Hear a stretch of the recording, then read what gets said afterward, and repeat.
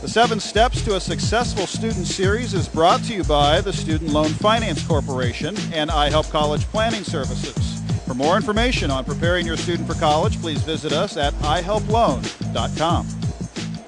And as you can hear behind us, folks, we're coming to you from a college fair. So many students looking for those answers, and we're indeed fortunate to have Ned here to field our questions. We're talking about student loans in this installment, subsidized, unsubsidized, and big questions here. What if I can't get a job immediately? What happens to my student loan? What if I face bankruptcy? These are scary things. And indeed, what you need to know about student loans is there are 2 broad categories, subsidized and unsubsidized. We probably have a little preference for the subsidized, meaning the taxpayer pays the interest on that, because these are going to be with you. You can't discharge them through bankruptcy. You can't get forbearance for very many years. You can get some leeway during your time in college or any graduate programs.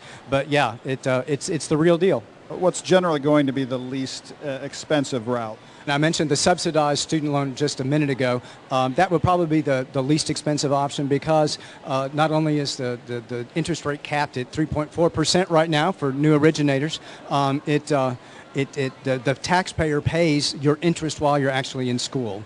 Now, this is a hot topic, as you know. I have coworkers talking about this, paying back those loans, and when that happens.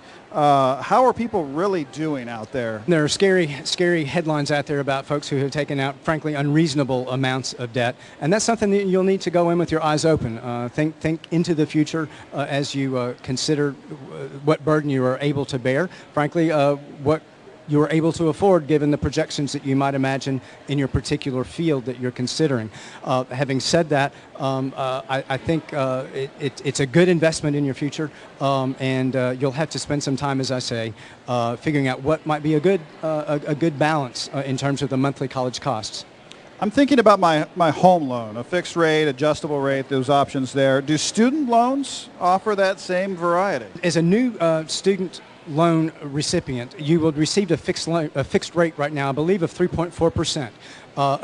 As you graduate, you'll have a grace period of 6 to 9 months before you begin repayment, and during that time you would decide if you likely would want to consolidate any student loans that you have. A good idea, and at which point then you could decide the repayment time frame, maybe 5 years, 10 years, 15 years, in some cases 20 years. You can also choose a variable rate at that point, or choose a locked-in rate as well. So who originates these loans? It can't all be from one source. Well, the vast majority now are indeed originated through the federal government, through the Stafford loan program. But for students who may qualify, or families who seek PLUS loans, for example, those would be originated through often local banking sources. Okay, so commercial banks, right, for things like Stafford Direct Plus. Right. Okay, very good. Now, I haven't been fortunate enough to find a job. How long can I defer the payments, and do they start the moment I graduate? Repayment is expected to begin, as I say, within 6 to 9 months of your graduation. You can take up to 2 years forbearance for economic hardship at any point during the life of the loan. So that would be something, Stafford loan program, that is, at which point the taxpayer would then step back in to help just pay the interest costs if it were a subsidized loan. If it's not, then we would be encouraged to pay that interest along the way. Let's say I want to dive right into graduate school or law school, right on the heels of my undergrad. How's that loan affected by going back to school or yet getting another loan? It goes into a payment or a time frame of non-repayment, at which point you can defer payment on those loans. Again, the subsidized loan the taxpayer will step in and pay the interest costs during that time of graduate school training. Or if it's an unsubsidized loan, we would recommend that at least you make those interest payments so those don't get compounded into the actual note when you do start your full-bore repayment. How does bankruptcy affect that loan? It doesn't. Through the Stafford loan program, those are liabilities and debts that you cannot discharge, so you need to be aware of that. How early do we need to plan for this, and what's your advice to students out there? Most students will at some point or another take out some kind of loan to help support their college costs. I think that's a fine and good thing to do. It's always good to have a little skin in the game, I think, when you're trying to succeed. Having said that, you're going to have to spend some time chatting with your family, maybe with some other experts along the way, financial aid kinds of guidance people, who can give you some benchmarks, who can let you know. You can look at repayment costs broken down by monthly payments and loan amounts. So those are some good things to look at, because these are real debts, and you indeed are bound to make good on them.